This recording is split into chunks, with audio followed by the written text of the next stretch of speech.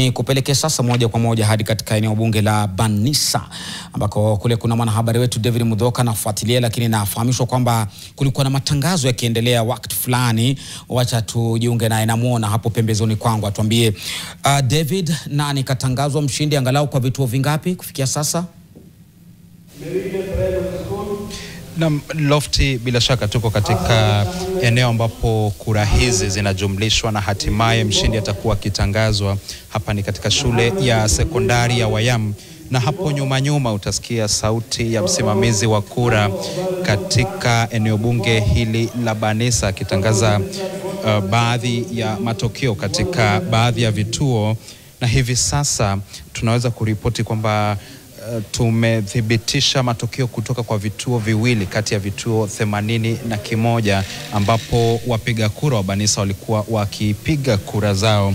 Na hivi sasa tukijumlisha vituo hivyo viwili, tunaona kwamba mwaniaji wa ubunge katika eneo hili kwa tiketi ya chama cha UDA ambaye ni Ahmed Maalim Hassan ana kura 57 akifuatwa na Nurdin Maalim Mohamed ambaye ana kura 16. Hivyo basi kura 57 akifuatwa na kura 16, na hivyo basi hii ni safari kuelekea hadi vituo 81, na tuko hapa hadi wakati kura zote zitakapoingia na wakati mshindi atakapotangazwa, na tutakuwa tukikujuza jinsi matokeo haya yanavyotiririka. Lakini kwa dakika moja tu nikitaka kuelewa kabisa jinsi mchakato huu unavyofanyika.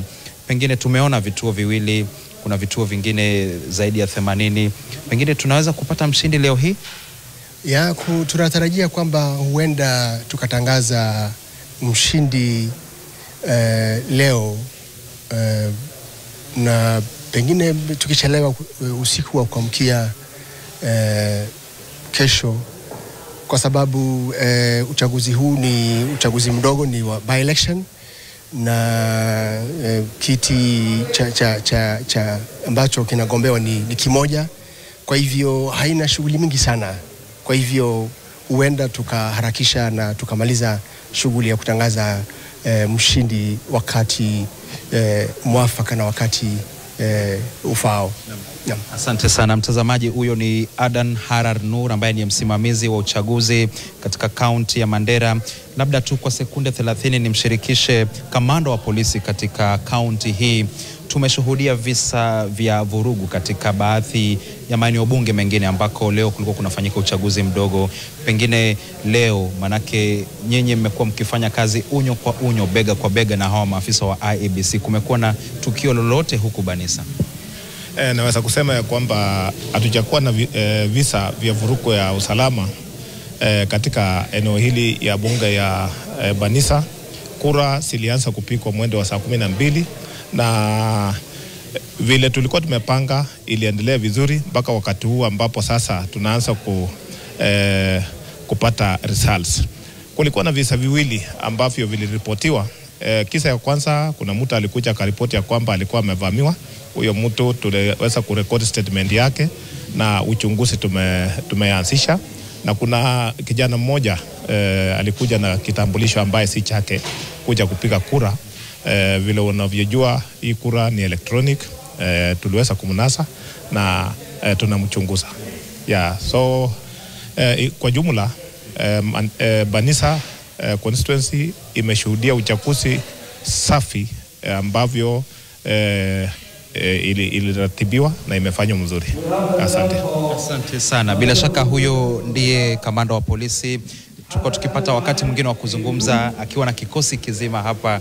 Wamekuwa wakidumisha usalama katika kaunti hii ya Mandera wakati uchaguzi huu unapofanyika Mandera. Lakini tu nikikukumbusha kilichofanyika awali ni kwamba kumekuwa na matangazo ya matokeo katika vituo viwili. Sasa hivi nasikia matangazo katika kituo kingine. Tutakuwa tukijaribu kufahamu ni matokeo ya aina gani, lakini nikikurejelesha au nikikurudisha hapo awali ni kwamba mwaniaji wa UDA anaongoza kwa kura 57 akifuatwa na mwaniaji wa UPA ambaye ni Nurdin Maalim Mohamed ambaye ana kura 16. Je, Ahmed Maalim Hassan wa UDA atadumisha uongozi huu au atakuwa au yule Nurdin atampiku hatimaye.